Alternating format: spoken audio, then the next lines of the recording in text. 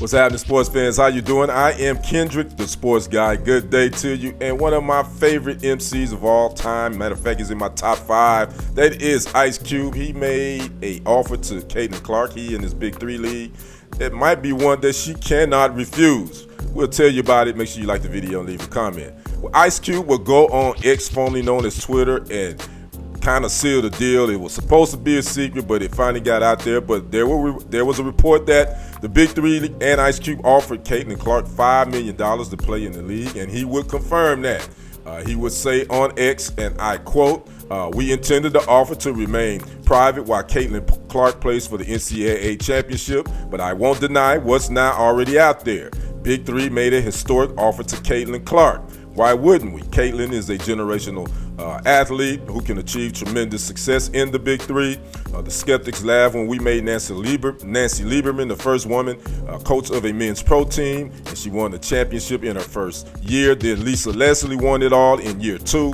With our offer, Caitlin Clark can make history and break down even more barriers for women athletes." And that was Ice Cube's statement that he posted to X, formerly known as Twitter. And by the way, again, $5 million to her to play for basically 8 games and possibly 2 playoff games if she decides to do that. Now, the WNBA draft is April 15th, and it is widely known that Caitlin Clark would be the #1 pick of the Indiana Fever. So she could possibly do both, and I think she should do both. But the only thing, there could be a scheduling conflict where there would be 2 games during the season, as far as the WNBA season, where she may have to miss the Big 3 games. But I don't think Ice Cube will have a problem with that. So again, Caitlin Clark, we all know she's done her thing at the college level. She's been sort of the face of college basketball the last, I would say, definitely 2 years.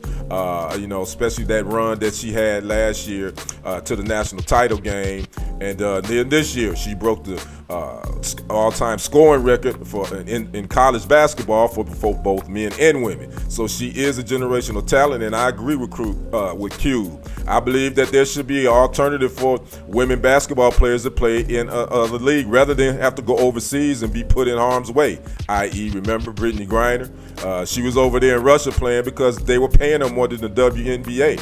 And speaking of that, that's a shot at the NBA as well, because the NBA is the reason why the WNBA is here, but they're not playing the women players. Not saying they should get as much as the men, but they definitely should be compensated a whole lot more. I mean, the highest salary of a WNBA player that I looked up, they're only making $240,000. So again, I see where Cube is coming from, and why not be the one to offer Caitlin Clark that type of deal? And by the way, there's never been a woman player in the Big 3 league, which came into existence in 2017. So that would also be an historical moment as well. So I'd like to know what you guys think about the offer that the Big 3 and Ice Cube made to Caitlin Clark.